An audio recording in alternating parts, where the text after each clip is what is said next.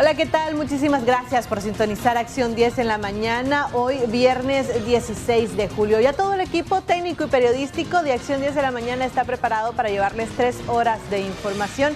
Estaremos con ustedes en esta primera parte. Jimmy Romero, Michelle Polanco, también más adelante se incorporarán Odilí Vargas y también Jocelyn Medrano. Muy buenos días, Jimmy. Muy buenos días, Michelle Polanco. Muy buenos días, amigos televidentes. Vamos a iniciar el detalle de nuestras informaciones presentándoles un adelanto de los principales titulares que tendremos en el segmento Mirada Global. Iniciamos en Cuba, donde la alta comisionada para los derechos humanos, hablamos de Michelle Bachelet, exige la liberación de todos los apresados por el gobierno cubano de cara a las protestas ocurridas en la isla el pasado domingo. Y nos trasladamos ahora a Alemania, donde desarrollaremos más adelante que 103 fallecidos y más de 1000 desaparecidos a consecuencia de las recientes inundaciones se han presentado en ese país. Mientras tanto, Michelle Polanco Alvarado nos tiene información de carácter nacional. Iniciamos nuestras informaciones durante la Eucaristía de este jueves. El cardenal Leopoldo Brenes exhortó a celebrar las fiestas patronales en recogimiento y oración, pidiendo intercesión para el cese de la pandemia del COVID-19. Esta información la tendremos a continuación. En la misa de este jueves eucarístico, en su intervención, el cardenal Leopoldo Brenes solicitó las oraciones para que las fiestas patronales sean celebradas en recogimiento y de súplica, pidiendo la intercesión para que la pandemia cese. Estamos orando, de manera especial oremos por esos hermanos que están en los hospitales. Por eso he pensado que nuestras fiestas patronales propia de estos meses, tendremos que posponerla, ¿verdad? Un gesto de cercanía, de solidaridad con la persona que está sufriendo. Tengo información de nuestros sacerdotes, de algunos médicos, que me dicen, Monseñor, exhorte a que se cuiden, ¿verdad? Muchos están muriendo. Muchos están enfermos ahí cuidándose en su casa. Por eso yo invito a la solidaridad propia de nuestra fe para que sigamos orando y nuestras fiestas patronales sean momentos de recogimiento, sean momentos de silencio, sean momentos de súplica, de una cercanía al Señor a través de nuestros santos patronos para pedirle intensamente el cese de esta pandemia. Respecto al llamado de Brenes, tradicionalistas explicaron que aún no se tiene definida la manera en que se llevará la celebración, tomando en cuenta la importancia de preservar la salud y vida de la feligresía, pero sin empañar su fervor. Bueno, estamos trabajando, ¿verdad?, en coordinación con la iglesia, con la alcaldía, que siempre son las que están de cara a estas festividades, como todos lo saben. Pues estamos todavía esperando el comunicado final, el cual pues prácticamente a todos los managuas, a todos los capitalinos, a todos los nicaragüenses nos tiene, como dicen, con incertidumbre, pero estamos pues en espera, pues. Todavía estamos en espera, pero ahorita acabo de conversar con el padre Guanerge, que es el párroco de la iglesia de Santo Domingo de la Sierra, y están valorando la situación con el cardenal para que estas festividades de Santo Domingo se lleven de la mejor manera, como respetuosamente, con amor, fe y devoción hacia Santo Domingo. No descartamos las posibilidades de que Santo Domingo baje de la sierra hacia Managua. Eso es lo que todos los managuas deseamos, eso es todo lo que todos los nicaragüenses deseamos, y pues estamos a la espera de que estas festividades se lleven a cabo. En Acción 10, Geraldine Domínguez. En otro orden de noticias, una camioneta y una motocicleta terminan incinerados la noche de este jueves en las cercanías de la Rotonda del Periodista. Más detalles con Christopher Guevara.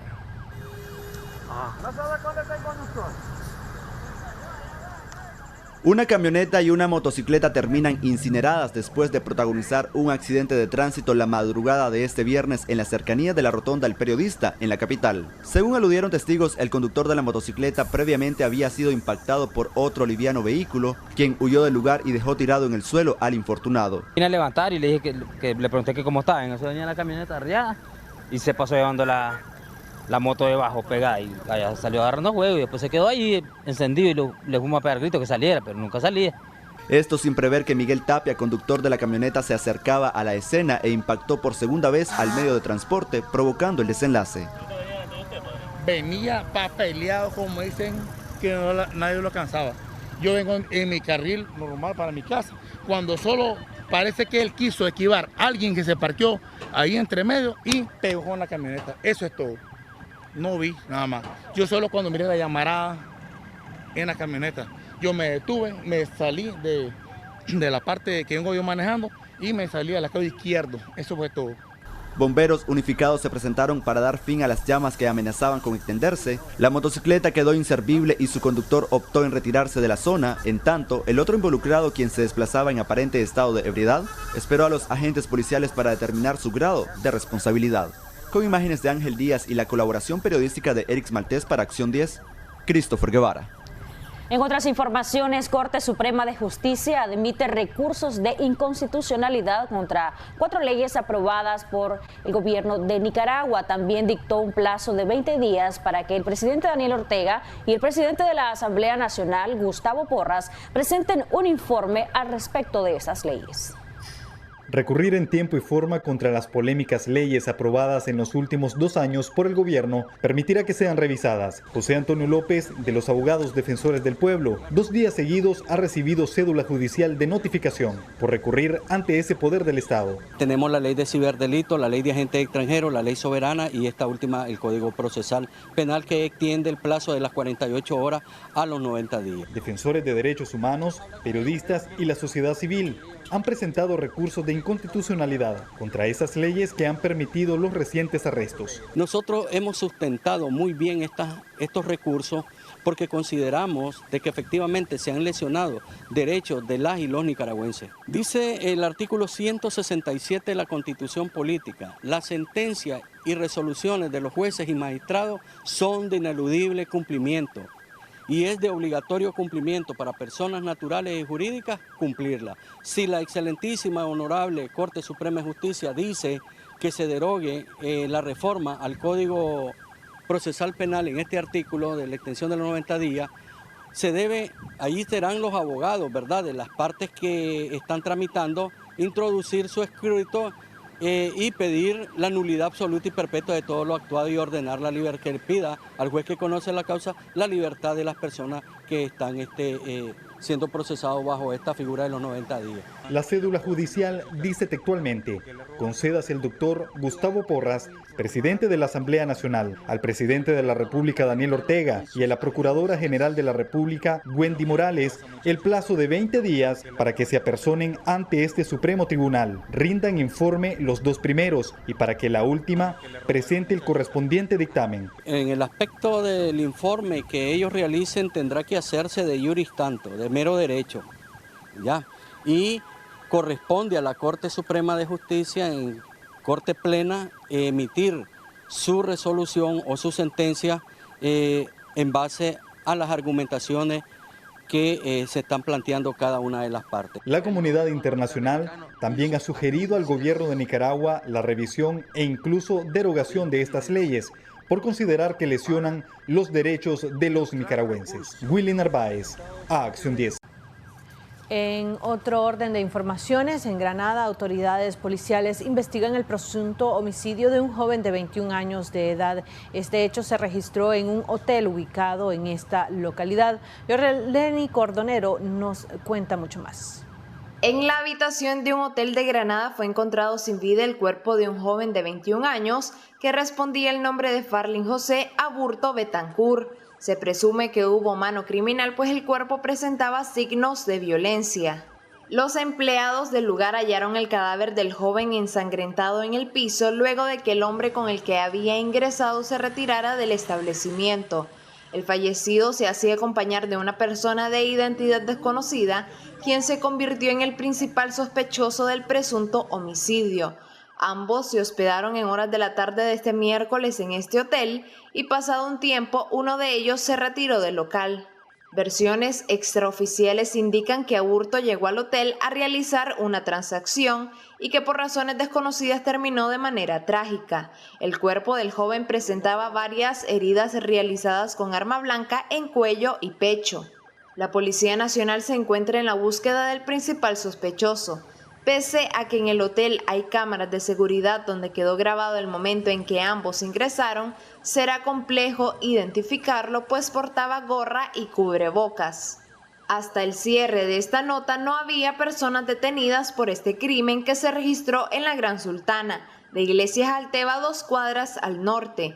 El hecho conmocionó a población en general, familiares, amigos y conocidos del joven, que se desempeñaba como operador de call center en una empresa en la capital. Yorleni Cordonero Arriola, Acción 10. Hacemos una pausa comercial, ya regresamos con más información.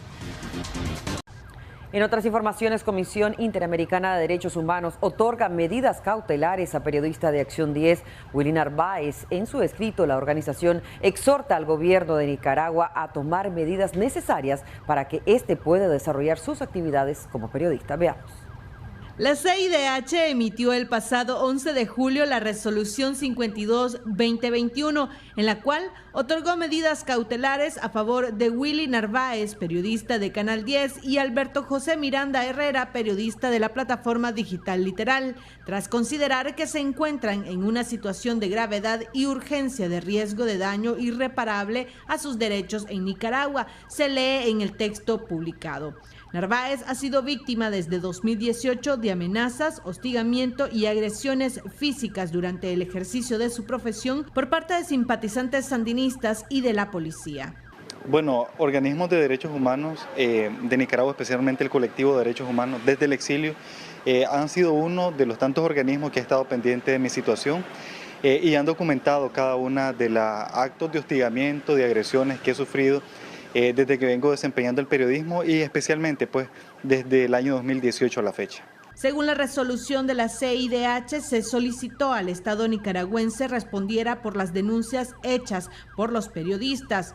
La respuesta no fue la que se esperaba. En el documento, la organización dice que la CIDH observó que pese a las denuncias interpuestas por ellos e incluso a estar involucrados presuntamente agentes estatales, el Estado no ha desarrollado investigaciones pertinentes ni brindado ninguna medida de protección a su favor. Según el colectivo Defensores de Derechos Humanos Nicaragua Nunca Más, el Estado deberá informar sobre las medidas que éste tomará de cara al cumplimiento de las medidas otorgadas recientemente. La resolución resulta importante por cuanto tutela los derechos humanos del beneficiario a su integridad personal, otorgó un plazo de 15 días para que el Estado informe sobre las medidas que va a adoptar y también resulta muy importante que la Comisión incluyera en estas medidas la responsabilidad del Estado sobre los actos atribuibles a terceros. No quiero ser muy realista y en Nicaragua a opositores y a muchos periodistas le han otorgado medidas cautelares y el Estado ha incumplido. En esta ocasión la CIDH llama al Estado de Nicaragua a que cese el hostigamiento contra mi trabajo y se me deje realizarlo de manera libre. Michelle Polanco Alvarado, Acción 10. Noticias nacionales, entidades bancarias del país recurren a cobros públicos contra ciudadanos morosos. Experto en economía Michael Marenco expresa que aunque no registran altos índices, queda en evidencia que honrar las deudas se ha convertido en un dolor de cabeza para muchos nicaragüenses. Anuncios de distintos tamaños detallando la lista de deudores contienen las páginas del único diario de circulación nacional. ¿Qué tan efectivo sea? No lo sé, desconozco. Sin duda es un método de ejercer presión por parte de quienes lo realizan, pero al final del día estamos hablando de que este tema se está dando, se está propiciando precisamente por las mismas condiciones económicas del país. Recurrir a estas acciones no significa que la morosidad en el país tenga niveles extremos. Esto se ha mantenido como constante alrededor de 3.5, 3.8. En el segundo trimestre de 2020 estuvimos en 4.5. Estamos hablando de 3.8 de alrededor de 124.000 millones de córdobas, entonces otorgados en concepto de crédito. Ignorar los llamados para ponerse al día con las deudas es la peor decisión, asegura el economista. Lo principal es que hay una voluntad y que ésta se demuestre ante la entidad financiera, es decir, que hay una voluntad por llegar a algún tipo de arreglo de pago, entonces que se acerquen a las ventanillas de crédito, que traten de realizar algún tipo de arreglo. Por supuesto, es bastante difícil, duro y triste cuando tienen que despojarle de sus bienes. Estamos hablando del vehículo, de la casa, de cualquier garantía que se haya colocado, pero hay casos de casos. Estamos hablando de personas que simplemente dejan de pagar, se pierden, entonces no se ve una voluntad por llegar a algún tipo de arreglo crediticio. Pero hay personas que sí. El salario mínimo en Nicaragua no alcanza ni el 50% de la canasta básica. La situación económica cada vez es más difícil. El economista recomienda cuidar el récord crediticio, porque una vez manchado, puede llevar largo tiempo para aplicar a un nuevo préstamo. Willy Narváez, a Acción 10. Y en temas económicos, este 2021 aumentará hasta un 30% el valor del calzado nicaragüense tras la escasez de materia prima. Ante esto, comerciantes expresan que asumen nuevos costos para poder colocar este producto en el mercado local. Más detalles a continuación. El presidente de la Cámara de Cuero y Calzado y Afines, Cancunit, confirmó que los pequeños talleres de calzado atraviesan una persistente escasez de materia prima para la elaboración de pares de zapatos que abastece el mercado local e internacional. Alejandro Delgado explicó que si la falta de abastecimiento se extiende a lo largo del año, el valor de los zapatos aumentarían, en el peor de los casos, en un 30%. Entonces China no ha podido abastecer la demanda mundial que tenemos de materias primas. Entonces es bueno y es malo. ¿Por qué es malo? Porque nosotros no podemos acceder a la materia prima, porque vos sabés por qué el negocio es por la oferta y la demanda. Al haber demasiada demanda, suben los precios. Entonces en estos momentos tenemos escasez de materia prima y cuando logramos obtener alguna materia prima, viene con un 20 o un 30% más cara.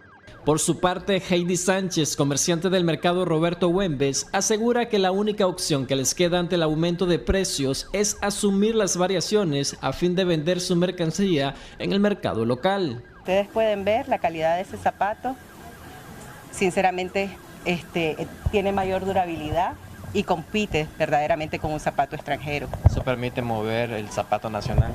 Sí, claro que sí.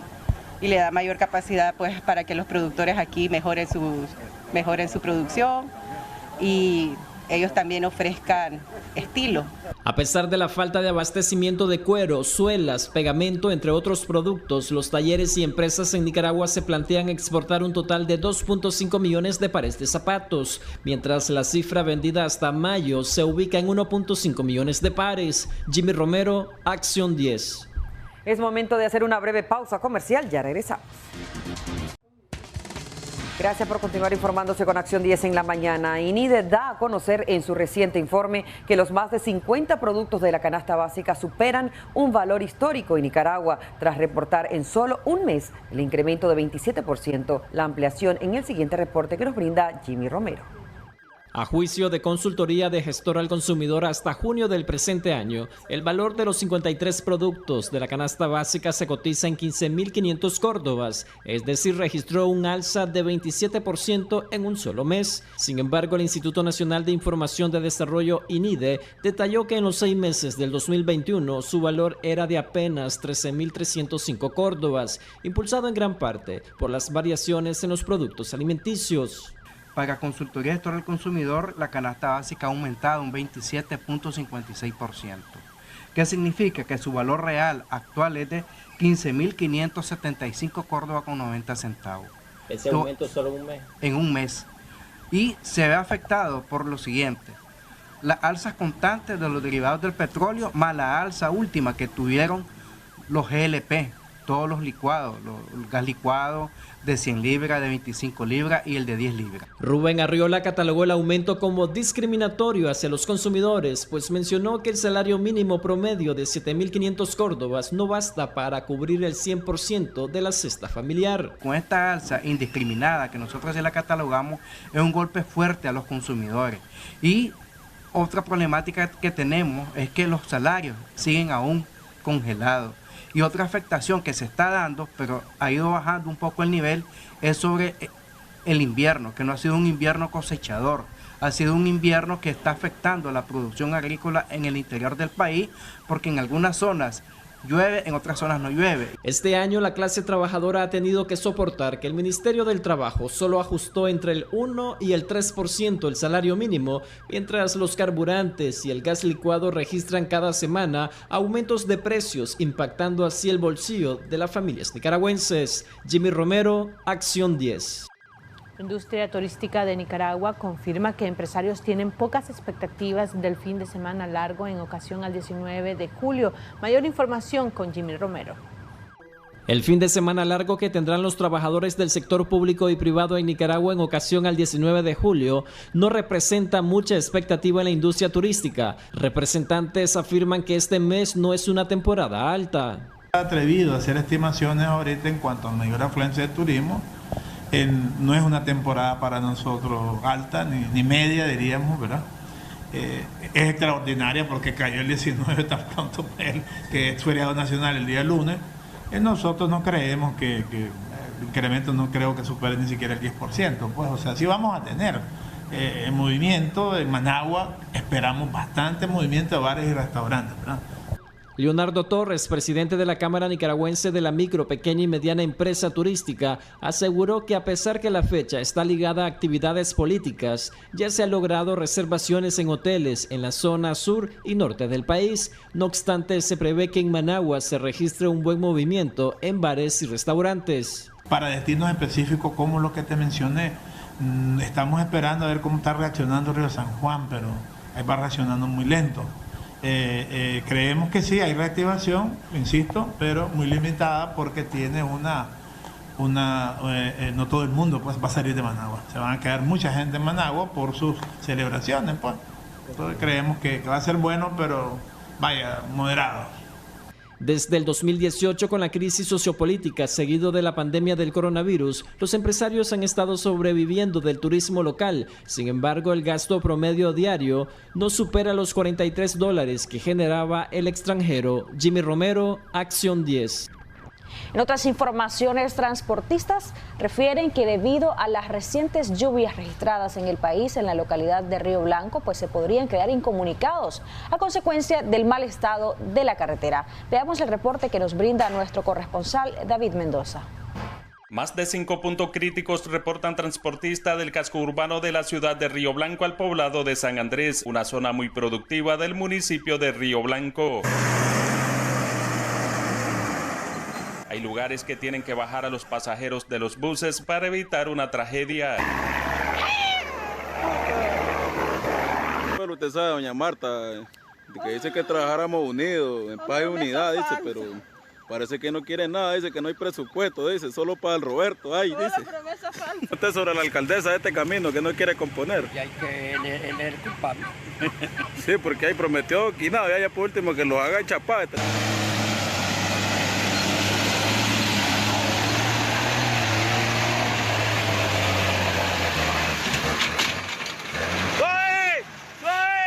Productores y comerciantes hacen un llamado a las autoridades correspondientes para que les den respuesta, ya que manifestaron que tienen casi 3 meses de tener en mal estado la carretera. Les informó David Mendoza.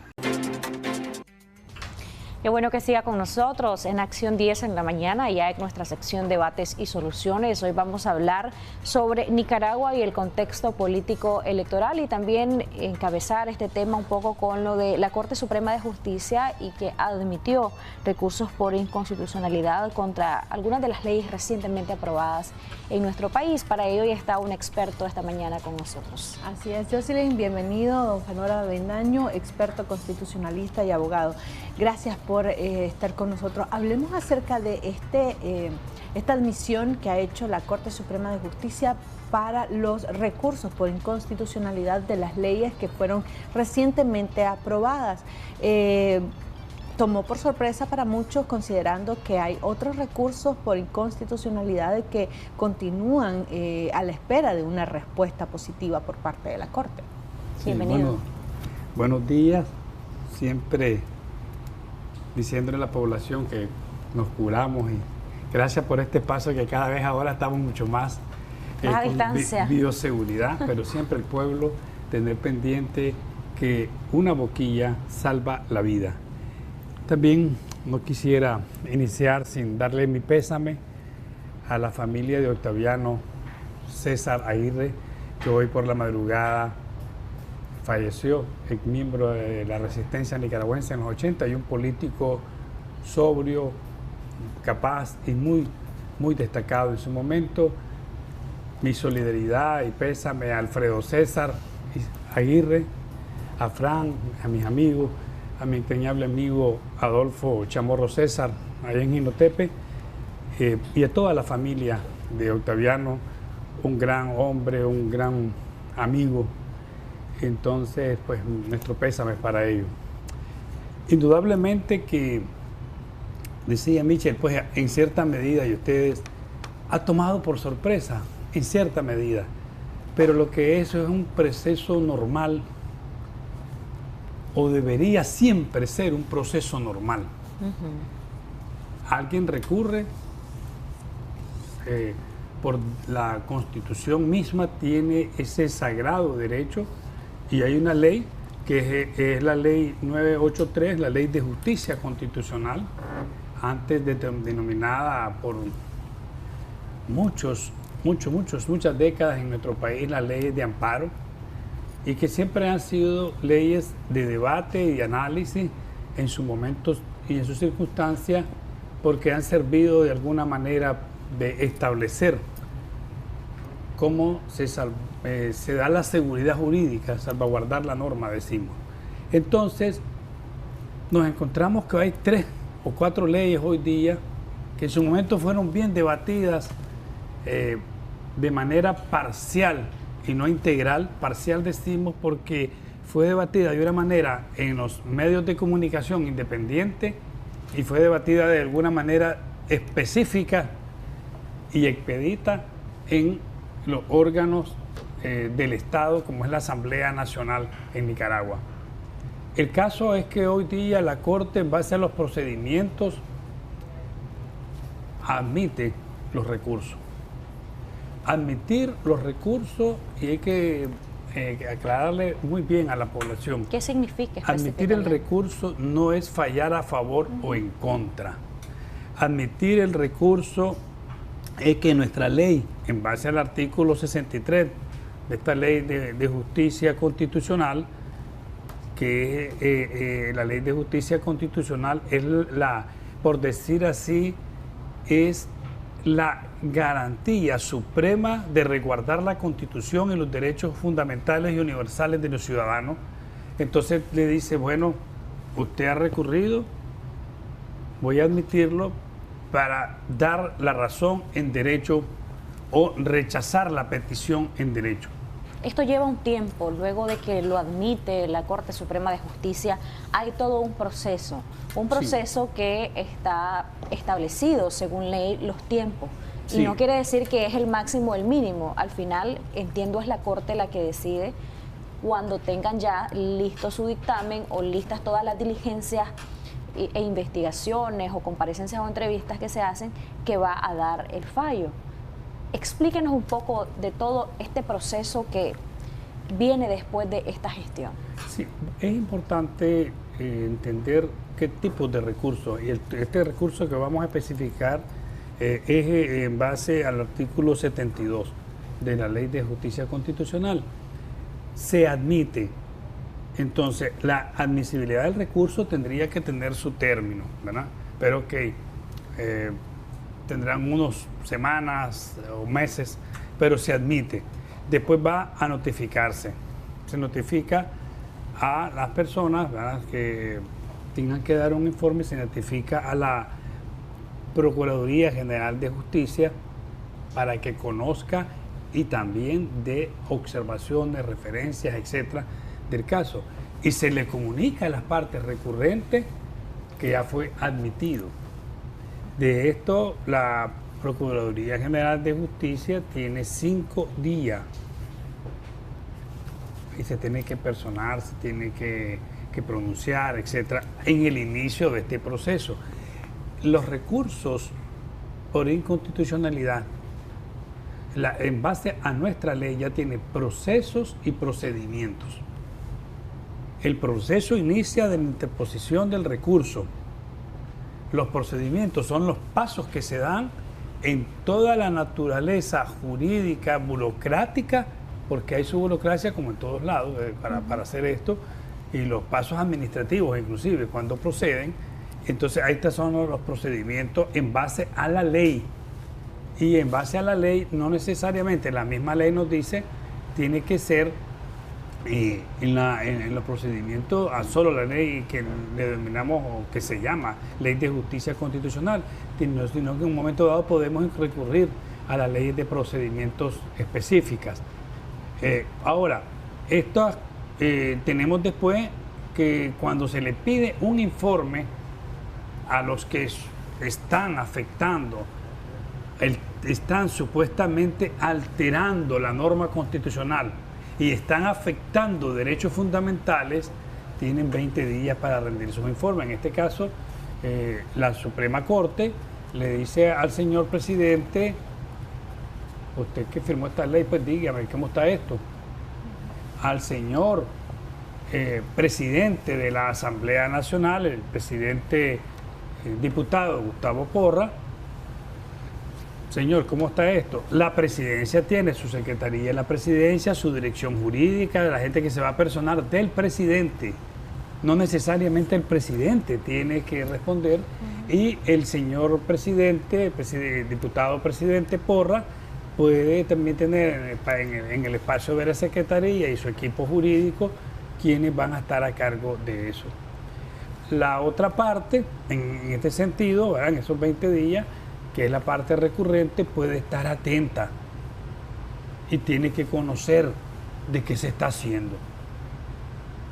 Quiere decir de que estamos en una etapa importante, porque 4 recursos que estaban afectando de manera, para algunos dramáticas y para otras estabilizando, como se ha dicho, pero la Corte se está convirtiendo en el juez para determinar si estas leyes en su parte o en su totalidad violan los derechos fundamentales de los nicaragüenses. Entonces, ¿en cuánto tiempo realmente se puede tener ese fallo? Ya sintetizando todos estos pasos que usted nos ha explicado y estos trámites que llevan pues de su tiempo, sus gestiones, sus procesos y sus procedimientos. Sí, ahora entonces vamos a, ya muy bueno, entonces ahora tenemos esto, se rinde el informe, 20 días, insisto, o sea, hubo un plazo discrecional, un caso discrecional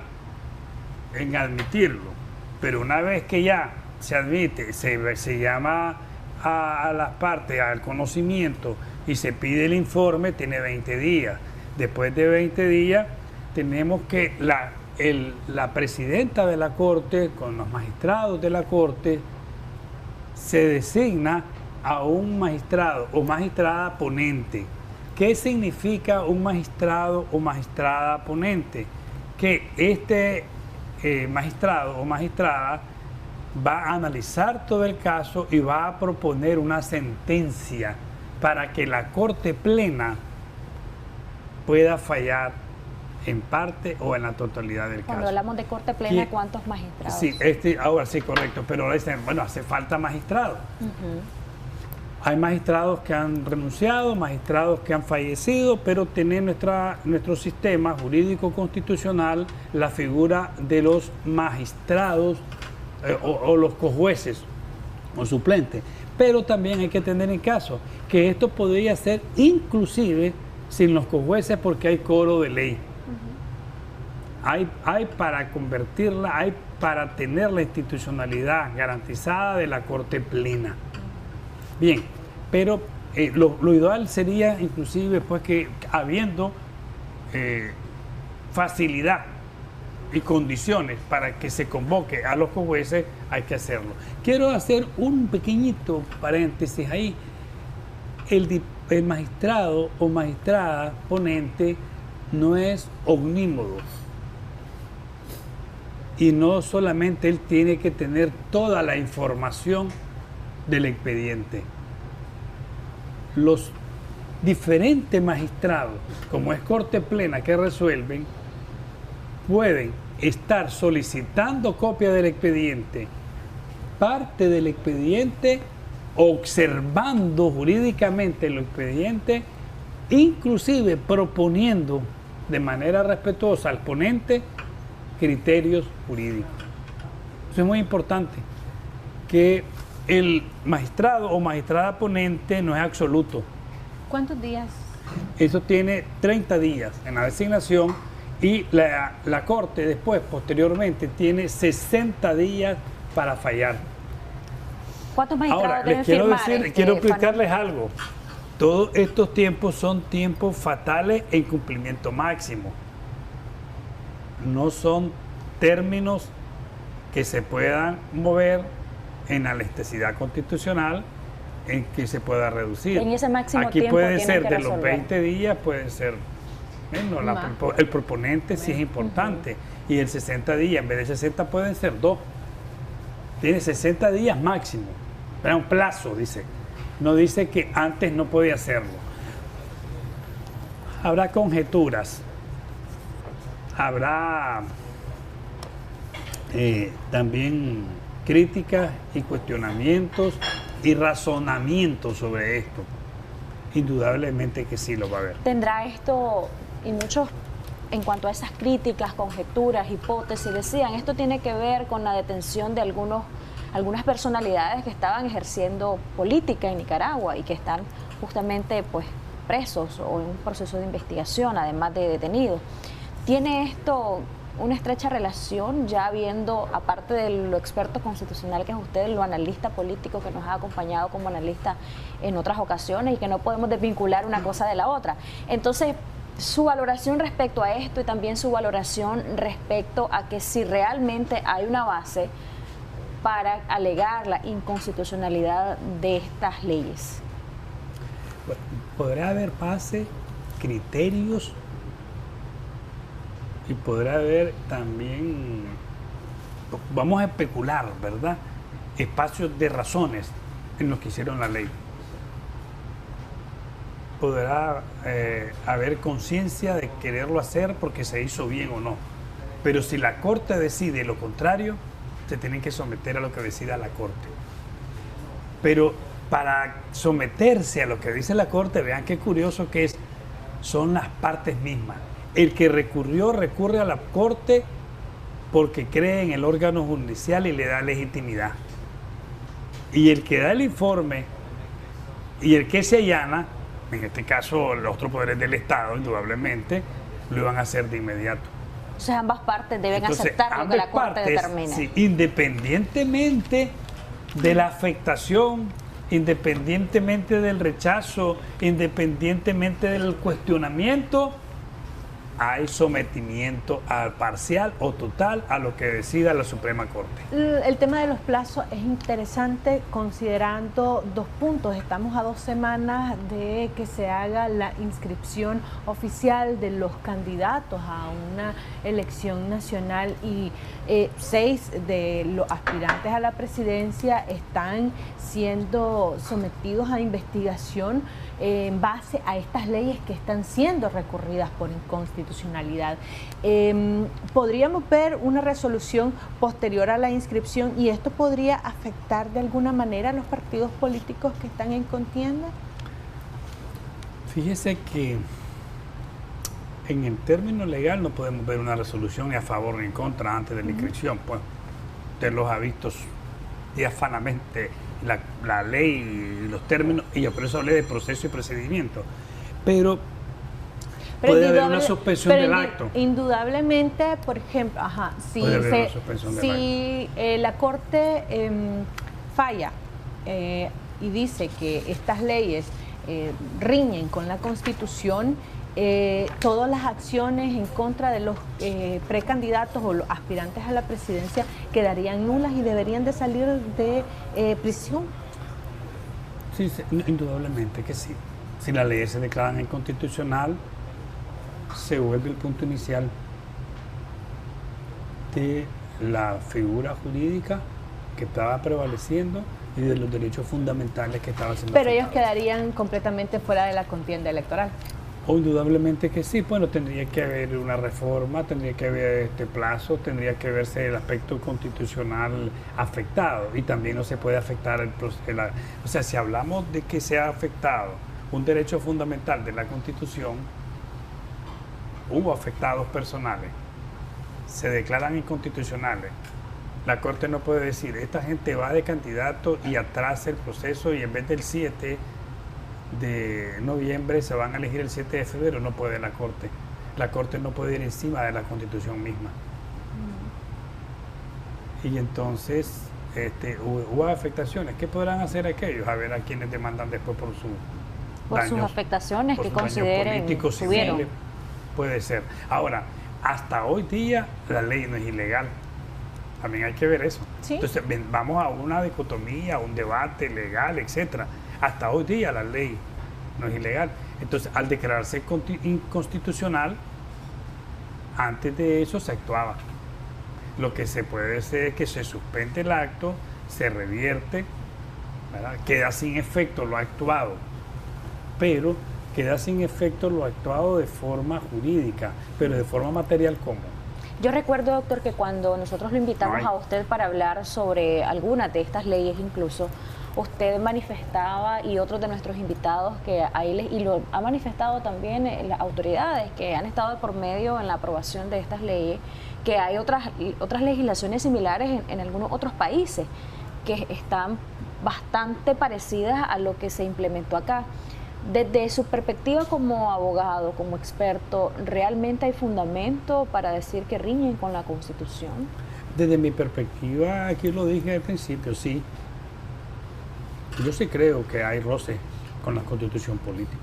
Yo sí creo que hay roces con la Convención Internacional, el cual el Estado de Nicaragua se ha adherido. Esos son mis criterios como abogado. Como hay muchas leyes que se están aplicando, como muchas leyes que se aplican en muchos países también y quedan establecidas y legalizadas con roces que violan los derechos fundamentales, ¿verdad? Muchos países pues que tienen, por lo menos, les voy a dar a una declaración de la Corte Interamericana de Derechos Humanos, donde sí se admite que se puedan casar personas del mismo sexo y que se puedan tener también este tipo de legislaciones adecuarse. Entonces, si los países han asumido como su parte del cuerpo jurídico la Convención Internacional de los Derechos Humanos y dice que se someten a esa convención y después no lo aceptan, entonces están violentando también la Constitución misma. Hay, por ejemplo, la Convención Interamericana de Derechos Humanos dice que no se admite la pena de muerte. Y hasta hace poco en Guatemala teníamos la pena de muerte aplicándose. Y Guatemala es una constitución que dice que prevalece primero la Convención Internacional de los Derechos Humanos y sus principios de valores universales de derechos humanos que la legislación interna misma. O sea, esa va más allá. Entonces, habría que entender eso. Sí hay, y en ese sentido estamos siempre pendientes en nuestras clases con nuestros alumnos en Derecho Constitucional, y ustedes han visto pues que aquí yo algunas veces he señalado y que he sido criticado por otros colegas míos cuando yo digo que el derecho constitucional es una esencia de valores para que prevalezcan los derechos fundamentales y universales, pero también dentro de esa práctica para hacerlo cumplir tiene elasticidad jurídica. Y eso no quiere decir manoseo. Hay quienes han hablado, doctor, luego de esto, de la admisión de estos recursos, sobre la parte de la independencia de poderes en nuestro país, y han hecho algunas reflexiones y conjeturas, porque esto de la independencia de poderes ha sido tema de debate entre los que hacen política. ¿Usted qué opina de esto, de la relación de lo que está haciendo justamente la Corte ahorita y de la independencia de poderes y ese concepto que ha sido tan fuertemente analizado y fuertemente criticado también? Bueno, la acción que se está viendo, voy a hacer lo que yo entraba, en cualquier estado de normalidad, en cualquier parte del mundo, que te admitan un recurso, no es que nos vayamos a asombrar, es lo que debemos de asumir que va a pasar. Ahora, que hay una voluntad política, sí, más aplaudible aún, que hay una señal de independencia donde se ha cuestionado algunos casos de la Suprema Corte y de los judiciales, sí. Yo en lo particular he manifestado en muchos medios de comunicación, y no ahorita, que sí, yo creo en la gran calidad y capacidad de muchísimos jueces. Y que yo creo que en los juzgados locales y en los juzgados de distrito se han hecho algunas labores excelentes, como también he cuestionado aquí de ustedes, jueces que han tomado actitudes que no están a la altura del respeto de los derechos universales. Igual creo que hay magistrados en la Suprema Corte de que para mí pues son dignos de esperar y de demandarles a ellos el cumplimiento de la Constitución y las leyes. Doctor, es que la capacidad de ellos no está en cuestionamiento, sino más bien de su independencia. Al Poder Judicial se le ha cuestionado por estar asumido o asumir una postura en defensa férrea de estas políticas de gobierno que han sido de reprimir a la oposición y también a todo aquel que el gobierno crea es oposición. Por eso le decía al inicio de la entrevista, sorprendió debido a que las leyes fueron promovidas por los diputados sandinistas en la Asamblea, ratificados por el presidente. Esto sumado a toda una campaña en contra de los opositores y todo lo que huele a oposición. La pregunta va dirigida a si esta decisión realmente ha sido una decisión independiente por parte de los magistrados o tiene un trasfondo encaminado a tratar de limpiar la imagen a la comunidad internacional del gobierno y de los poderes del Estado mismos, que han sido también cuestionados por la comunidad internacional. Yo no podría hablarle, no usaría hablar en nombre de la Corte Suprema. Lo que sí yo te puedo decir que hay referentes donde ha habido diferencias institucionales entre los poderes del Estado y que han demostrado a la luz pública. Ya hay precedentes. Sí. Y le voy a dar precedentes de temas agudos, no de temas puntuales. La señora presidenta de la Corte fue una de las personas que se abanderó de la lucha a favor de las mujeres e inició leyes fuertes, enérgicas, necesarias contra la violencia de la mujer.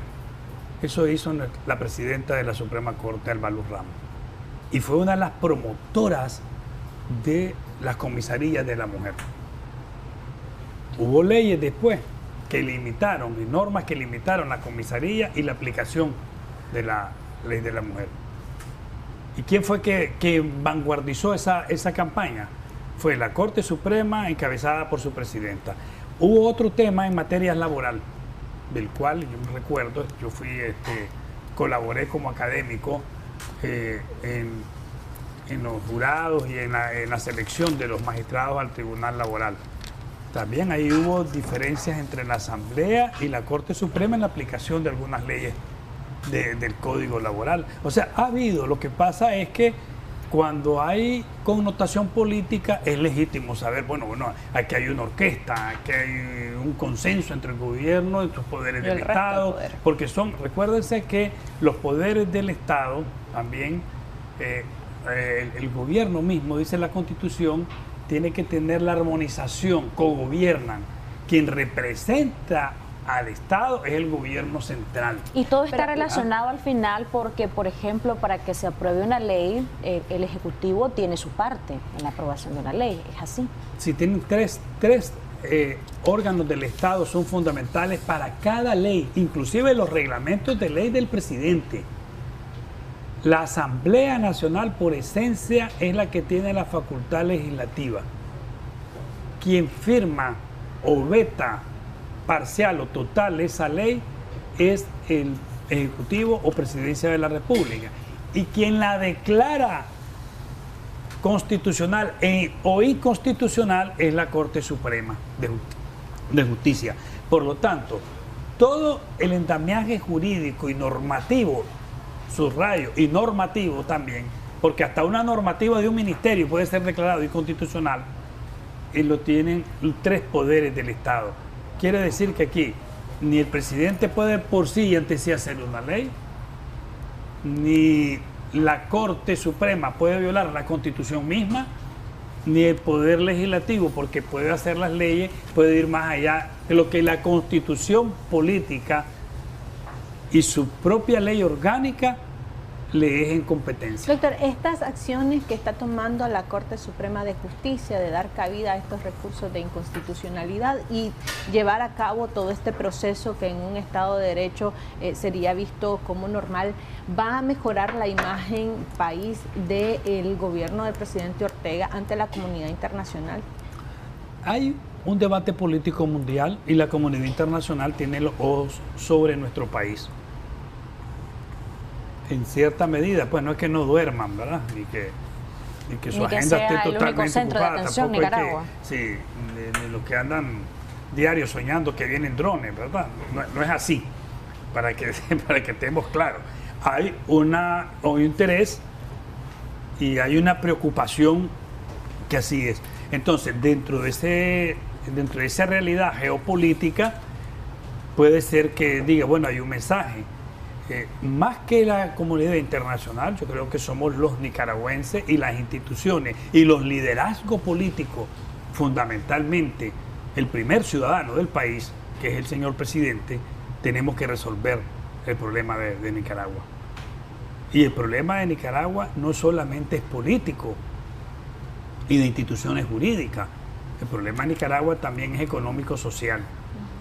Y ese eslabón económico es responsabilidad de todos, cada uno de ellos. Ya estamos a punto de finalizar, doctor, pero quiero que en su condición de analista político se refiera usted a cómo ve el actual contexto electoral de nuestro país, con todas las situaciones coyunturales que hemos visto, las denuncias que han hecho los sectores de oposición, la postura de los distintos órganos en nuestro país, como el Consejo Supremo Electoral, el Ejecutivo, la Asamblea Nacional, cómo todo este contexto está de cara a las elecciones. Hay fuertes críticas al proceso electoral por gente de aquí y gente de afuera, pero ¿qué tanto peso tiene esto?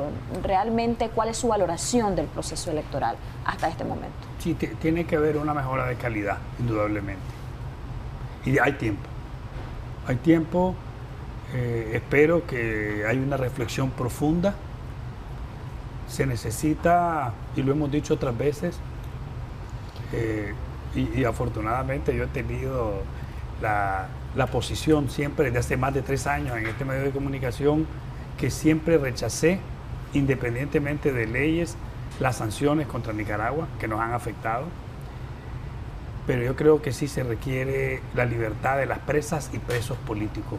Son más de 140 que tenemos ya. Incluyendo los últimos detenidos. Todos. Es que no hay rango, jerarquía, color, ideología, opción sexual, no, todos son nicaragüenses. Y eso es requisito. Es algo que lo hemos solicitado, que lo hemos demandado. Tiene tiempo el Estado y el gobierno de Nicaragua de dar ese aporte a estabilizar. Tenemos indudablemente que hacer unas reformas básicas a la ley electoral y se pueden hacer. Hay tiempo para hacer esas reformas. Hay tiempo para hacerla, pero también yo creo que siempre hemos sostenido todo dentro de la Constitución, nada fuera de la Constitución. Es necesario, o hubiese sido, porque los tiempos ya van caminando, pero tal vez todavía se podría dar una reflexión y una acción política institucional al Consejo Supremo Electoral de regresarle, porque hay 2 amparos del PRD y un amparo del Partido Conservador regresarle a esos partidos su personería jurídica. Sería un buen mensaje a la nación también, doctor, y a la comunidad internacional de parte del Consejo Supremo Electoral. Hay también, doctor, todo un debate entre algunos grupos de oposición sobre el tema de los aspirantes a la silla presidencial que están detenidos. Muchos dicen que Ciudadanos por la Libertad no debería de continuar con su proceso hasta que estas personas se defina su situación, que debería de pedirle Ciudadanos por la Libertad al gobierno o a la institución correspondiente en este caso, que es a la institución de la Fiscalía, que se pueda ver toda esta situación de ellos y que puedan participar del proceso electoral. Otros dicen que no, que está bien, que los 4 o 5 que están ahí no son Nicaragua, que Ciudadanos por la Libertad debe continuar con su proceso. En fin, tanta crítica y tanta reflexión en torno a este tema. ¿Usted qué opina? ¿Cómo ve el rol de este partido político y de los demás partidos políticos? Bueno, primero hay que respetar a Ciudadanos por la Libertad. Yo creo que en las circunstancias políticas, indudablemente, y los desafíos que asumen en esos momentos históricos son los que van creando también experiencia, la condición y la imagen de un partido político. Claro que nos duele que alguien no esté en la presencia política, pero también los anteriores presos políticos eran por política. Y esos son del barrio, de la comunidad, de la comarca.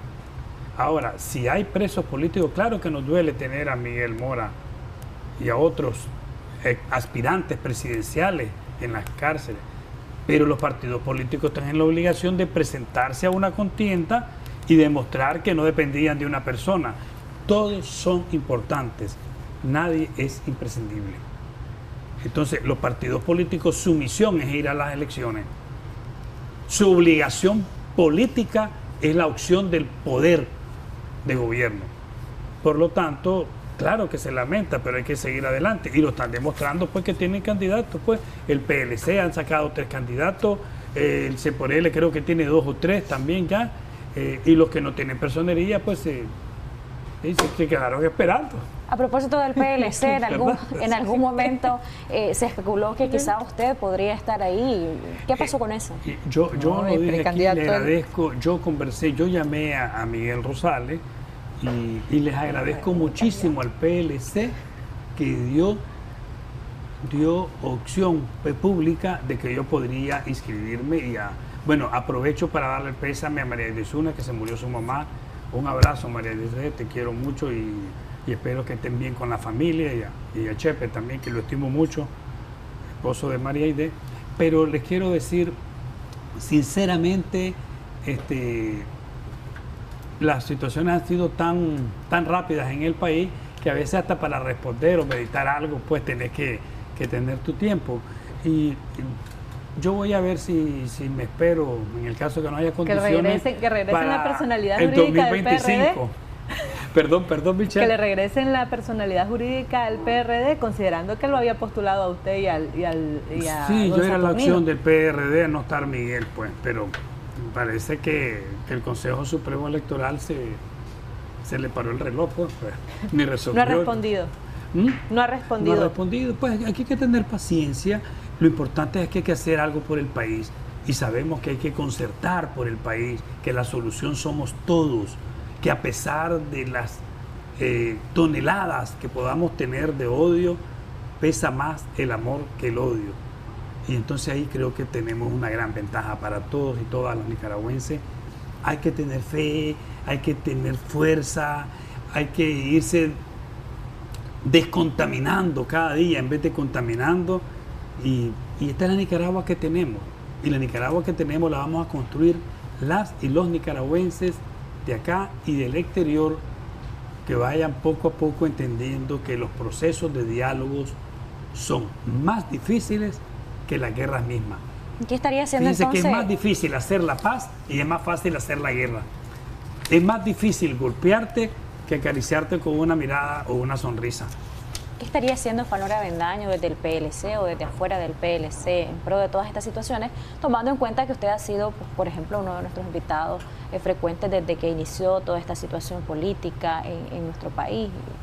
Su mensaje de cierre en torno a esto. Bueno, que se haga una elección, que cada vez más se pidan espacios de garantía, que los fiscales van a tener la enorme responsabilidad. Los fiscales van a ser los portadores de la fe, los fiscales electorales, portadores de fe. Hasta vean qué interesante, el fiscal electoral es fe, cada una de sus palabras, porque de ellos va a depender el triunfo de cada uno de sus partidos. Hay que buscar diputados, hay que irse a verificar, hay que verificarse. Aquí se demuestra la valentía, el civismo y la calidad de Nicaragua para todos los partidos. Defender a Nicaragua ahorita, defender el futuro, defender la paz, es ir a verificarse. Hay que verificarse y después hay que ir a votar. Y hay que votar por las opciones que ustedes quieran. No hay que descalificar las opciones. ¿Se puede confiar en los partidos políticos de oposición? Se debe exigir y demandar a los partidos políticos de oposición, y para eso, ¿quién mejor que Michel? ¿Y en qué rol vamos a verlo? Todos los nicaragüenses debemos hacerlo. Para eso mejor, porque todos ha sido los una venderada. Dígame. ¿En qué rol lo vamos a ver a usted? De aportar para el país, de tener la valentía de la no violencia y de no tener miedo a decir la verdad siempre y tratar de no ofender ni denigrar a nadie, aunque sabemos que es una válvula de escape de muchas personas, de desbocarse, desesperarse, y lo primero que nos sale es la ofensa, la humillación y la descalificación, y eso es lo principal que nos daña al interno y nos altera el hígado y las bilis y todo. Gracias por habernos acompañado. Muchísimas gracias, doctor, por sus conclusiones y también por sus recomendaciones. A ustedes que están en casa, nos gustaría compartir con ustedes un poco de la tendencia de nuestras entrevistas que realizamos aquí en Debates y Soluciones. El día de ayer tuvimos como invitado a Solón Guerrero, presidente de Faganí. Con él hablamos acerca de la economía y los retos del sector productivo en nuestro país. Esta entrevista alcanzó las 25.635 personas, generó 2.474 interacciones, de estos fueron 101 comentarios y fue compartida 26 veces. Les recordamos que usted puede ver esta y otras entrevistas a través de nuestras redes sociales. Búsquenos como Canal 10 Nicaragua. Una pausa comercial, ya regresamos con más información aquí en Acción 10 en la mañana. La sensibilidad dental se define como un dolor agudo causado por la exposición de la dentina y que aparece tras el contacto con estímulos externos aparentemente inofensivos, como el calor o el frío, dulces o ácidos, o por tacto, y que no se puede asociar con cualquier otro tipo de patología bucal. La sensibilidad dental aumenta con la edad, ya que el desgaste del esmalte y la retracción gingival serían mayores. Sin embargo, se observa que el mayor número de casos se da en la población entre 30 y 40 años, más común en mujeres. La sensibilidad dental afecta en un 20 a 35% de la población a nivel mundial y puede tener importantes repercusiones en las personas que lo padecen. Quédese en la siguiente entrevista donde abordaremos el tema. Christopher Guevara, Acción 10. Gracias, Christopher, por esa importante información misma que vamos a ampliar en este momento con nuestra especialista odontóloga Michelle Ramírez. Esa sensibilidad dental, ¿a qué se debe? ¿Hay algún tipo de tratamiento? Ella nos lo va a explicar. Doctora, muy buenos días, gracias por acompañarnos. Buenos días, Odilí, buenos días a todos nuestros amigos televidentes. Como siempre es un gusto poder estar por acá en este set tan bonito. Así es, sensibilidad dental, y es que cabe señalar que cada vez es mayor la incidencia de esto, como decían en la introducción. La mayoría ya son personas adultas quienes lo padecen, pero no estamos exentos de que niños, jóvenes, adultos o adultos mayores lo puedan estar padeciendo. Hay muchos factores predisponentes, Odilí, que es bueno platicar al respecto, como por ejemplo el hecho de que si un paciente tiene caries dentales, ya comienza la molestia a los alimentos fríos, al dulce, a lo ácido, si anda fracturas dentales, quizás una prótesis removible deficiente. Cabe señalar también que está relacionado con pacientes que padecen de bruxismo. Recordemos que el bruxismo, como hemos platicado anteriormente, es el desgaste de las piezas dentales en el borde incisal o en las caras oclusales, es decir, donde las piezas muerden o ocluyen. Esta presión ejerce también que el cuello dental sea expuesta porque la encía sube. Entonces, al subir esta encía deja expuesto lo que es parte del cuello dental, donde hay algo que se llama dentina y cemento, pero específicamente al estar expuesta a la dentina, que es la segunda capa de nuestros dientes, es donde hay algo que se llama túbulos dentinarios. Los túbulos dentinarios son como ramificaciones que solamente se conocen a nivel microscópico. las cuales cuando hay cambios térmicos en la boca, como frío, caliente o cambios como el ácido y el dulce, va a reaccionar. El paciente normalmente lo que va a tener es un dolor agudo, un poco intenso, localizado, porque logra saber en qué pieza es, y además de eso es cuando esté el estímulo. Doctora, pero tiene que ver mucho cuando vamos a tomar líquido caliente o demasiado helado, porque también se puede presentar, le pregunto, alguna sensibilidad como dentera, decimos a veces. Exactamente, el término popular es dentera. El paciente normalmente nos lo va a llegar diciendo de esta manera. Principalmente se da cuando tomamos alimento o bebidas frías, es decir, normalmente el paciente dice, doctora, es que yo no puedo tomar agua helada o ácidos, me estoy prescindiendo de estos alimentos, de estas bebidas, porque realmente es molesto, le puede dar hasta dolor de cabeza, ese dolor un poco irradiado también en algunas situaciones. Cabe señalar que esto ocurre cuando tenemos sensibilidad, es decir, nosotros como dentistas estamos en toda la obligación de hacer un diagnóstico presuntivo y un diagnóstico definitivo, en el cual si ya es una caries profunda, que no es sensibilidad, sino que es un dolor como tal el que le está teniendo el paciente, ya se va a tratar de esa manera. Entonces, como le digo, son muchos factores predisponentes, ¿ya? Normalmente quienes lo vamos a padecer somos los adultos, porque esto también tiene que ver hasta con la higiene, es decir, si el paciente está teniendo una higiene deficiente en la cual está ocupando cepillos de cerdas muy duras, el cepillado inadecuado, además de eso está consumiendo ácidos. ¿El hilo dental, doctora? En el caso del hilo dental, más que todo sería el uso, es decir, él no va a causar sensibilidad, pero si el paciente está siendo muy fuerte, con el paso del tiempo, si esto lo hacemos a diario, esa fricción puede crear una pequeña ranurita en la pieza dental, lo cual sí podría causar sensibilidad a largo plazo. Yo a veces observo algunas personas que usan demasiado los palillos dentales, doctora. ¿También eso nos puede predisponer? Claro que sí. Recordemos que el uso de los palillos dentales es entre diente y diente, y lo que estamos haciendo es como presionando la encía hacia arriba, lo que va a causar algo que se llama recesión gingival, es decir, si la encía debería de cubrir al diente hasta aquí, ella comienza a subir hasta esta parte de acá, dejando expuesto esto que viene siendo el cuello, y era lo que les explicaba. Aquí vamos a tener tubulillos, los cuales son como los poros, yo les pongo el ejemplo, son como los poros de la piel, por donde cuando entra el estímulo frío, el paciente dice, ay no, y entonces ya dejan de estar tomando lo que estaban haciendo, lo que estaban ingiriendo, porque ya no pueden seguir con ese estímulo, les causa molestia localizado, como les digo, por lo general es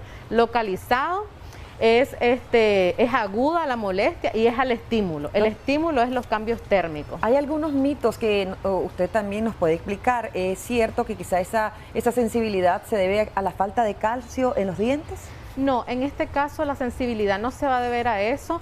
Puede estar asociado a algunas enfermedades importantísimas, ahorita que lo mencionó Odili. Por ejemplo, recordemos que hay pacientes que sufren de anorexia, de bulimia, de reflujo gástrico. Este reflujo gástrico es un ácido que al regresarse o al ocasionarnos el vómito, cae sobre las piezas dentales y va desgastando poco a poco lo que es el esmalte, que es la primera capa dental, dejando expuesta la dentina. Aquí sí, en enfermedades de este tipo sí va a estar relacionado como un cambio crónico, ¿verdad? Debido a hábitos que quizás el paciente tenga o a esta enfermedad.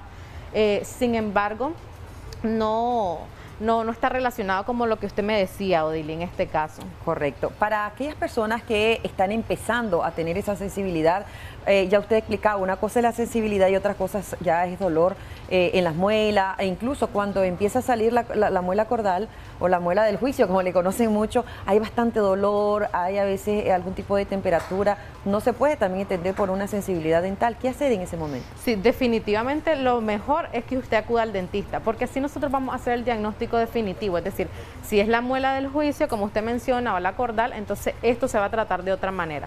Si ya detectamos que en realidad la sensibilidad es, por ejemplo, normalmente en los cuellos de los dientes, entonces vamos a buscar alternativas de tratamiento, como por ejemplo la restauración de estas piezas, ocupar tratamientos de sensibilizantes que hay en clínicas, se le orientan pastas de sensibilizantes que las podemos encontrar actualmente tanto en farmacias como en supermercados, y esto ayuda y alivia también las molestias del paciente. Una llamada, gracias por esperarnos. Adelante, ¿le escuchamos?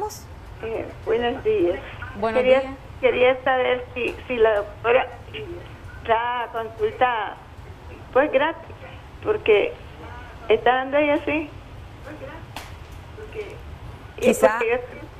¿Cuál es su padecimiento? Siento de un dolor en un diente adelante de Utilice la bocina de su teléfono, por favor, no nos escuche a través de la televisión. ¿Cuál es su padecimiento? Quizás nos comparte un poquito. ¿Aló? Bueno, tal vez nos recepcionan por favor ahí el contacto de la señora para que la doctora también se coordine con ella y puedan obsequiarle una consulta. Gracias por llamarnos. Doctora, recomendaciones finales a aquellas personas, como ya escuchábamos, todo lo relacionado a la sensibilidad dental. Ya usted hablaba también del tipo de cepillado, el tipo de cepillo a utilizar, el tipo de pasta dental también a utilizar, muy importante a tomar en cuenta, pero además... Claro que sí, Odely, definitivamente no esperemos hasta que haya un dolor agudo, un dolor que quizás ya haya avanzado demasiado.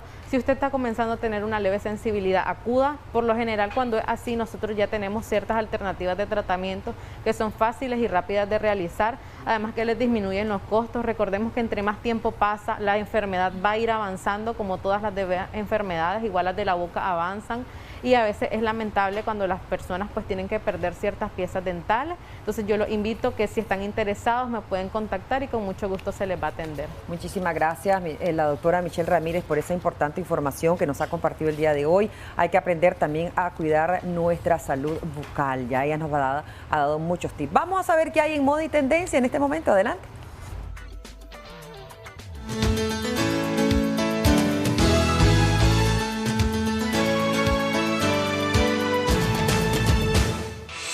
Les comento que Christopher Guevara, nuestro periodista, está en el Zoológico Nacional con la terrible y espeluznante pitón de la India. Adelante, Christopher, enséñanos más acerca del pitón de la India. ¿Qué tal, muchachos? Es un gusto saludarles la mañana de hoy. Yo me encuentro desde el Zoológico Nacional porque en Mundo Animal vamos a conocer sobre un animal extremadamente peligroso. Vamos a hablar acerca de la pitón de la India. Pero yo no me encuentro solo, me encuentro con... Alessandra Rolia. Alessandra, ¿andas conociendo a los animalitos en el zoológico? Sí. ¿Te gustaría que conociéramos más sobre la pitón de la India? Claro. Es muy peligroso, te cuento que podría llegar a medir hasta 4,50 metros. Increíble, ¿verdad? ¿Verdad? Okay. Muy increíble. Veamos la siguiente nota que hemos preparado, ¿te parece? Bueno. Como su nombre lo indica, es originaria de India. En esta nota no puede perderse los datos más interesantes sobre el fascinante reptil de origen asiático, la pitón de la India.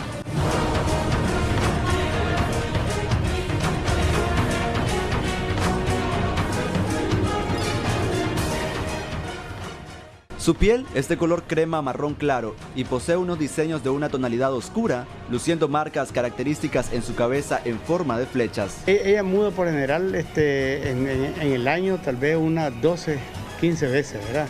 Y queda su piel nuevecita, pues así se limpia de parásitos y todas esas cosas, garrapatas y todo eso.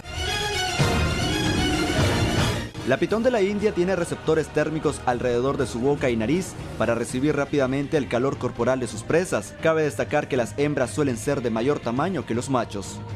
Ella es constricto como las boas, ¿verdad? Si este animal te enrolla a vos, te va a tragar, ¿entendés? Porque tiene una fuerza tan poderosa que te va a quebrar todo y te deja viaje flácido, viaje, todo te traga. No es por veneno, sino por la trituración. La trituración, sí, te asfixia. Debido a su mala vista, se basan en su fino olfato para ubicar a la presa. En cuanto sucede, la acosa y ataca mordiéndola para atraparla con su largo cuerpo hasta que la asfixia. Este peligroso animal que se alimenta de presas pequeñas puede desarrollarse bien en paisajes selváticos, boscosos y húmedos. Nosotros hemos llegado al final de este recorrido en el Zoológico Nacional, donde conocimos más sobre la pitón de la India. Alessandra, ¿qué te pareció este animalito? Pues me pareció muy bonito, pero muy peligroso. Claro, hay que tener mucho cuidado cuando visitamos y conocemos más sobre este animal. Claro, tenemos que tener mucho cuidado porque puede matar a la gente, es muy bonita. Claro, vas a regresar con tu familia, obviamente. Sí, claro. Tu familia, tus amiguitos y conocer más sobre todos los animalitos que tenemos en el Zoológico Nacional. Claro, es muy bonito este zoológico. Ok, ¿te parece que despidamos este enlace saludando a los muchachos allá en estudio e invitándoles a que ustedes vengan a conocer más sobre estos animales bastante peligrosos que hay en el Zoológico Nacional? Nos vemos, muchachos. Muchísimas gracias, Odeli Vargas. Y efectivamente, ya nosotros del otro lado del estudio con la doctora Yamilet Moreno abordaremos un tema de suma importancia. Se trata precisamente de lo que es el ciclo menstrual y la obesidad. Pendientes porque ya la doctora estará abordando todo lo relacionado en torno a este padecimiento. Muy buenos días, doctora, y bienvenida una vez más a Acción 10 en la mañana. Buenos días, encantada nuevamente de estar compartiendo con ustedes lo que es el ciclo menstrual y su relación con el peso. Ok, a ver si iniciamos abordando un poco de manera general lo que es el ciclo menstrual, doctor. El ciclo menstrual es un ciclo, como la palabra lo dice, que va a ocurrir de manera cíclica, periódica y que generalmente se asume que dura entre 28 a 35 días y es dirigido por diferentes hormonas como es el estrógeno, la progesterona, los andrógenos, la insulina, el cortisol, entre otras sustancias que también van a contribuir al que se dé lo que es el ciclo menstrual todos los meses. Hay que diferenciar lo que es menstruación de ovulación. La menstruación no es más que la descamación de la capa interna del útero que puede ocurrir cada 28 días y la ovulación es el periodo que ocurre también cada 28 días, pero ocurre a nivel ovárico. Se seleccionan unas estructuras con las cuales nosotros nacemos que se llaman folículos. Esos folículos todos los meses se seleccionan de forma alterna, uno en el ovario derecho, al mes siguiente en el ovario izquierdo, va madurando a lo largo del ciclo desde el primer día de la regla y ya el día 14, que es el día más fértil, ya aproximadamente mide 2 centímetros, se rompe y da apertura a lo que es el folículo. Ese folículo que se ha roto es el proceso de ovulación, o sea, yo puedo menstruar y no ovular.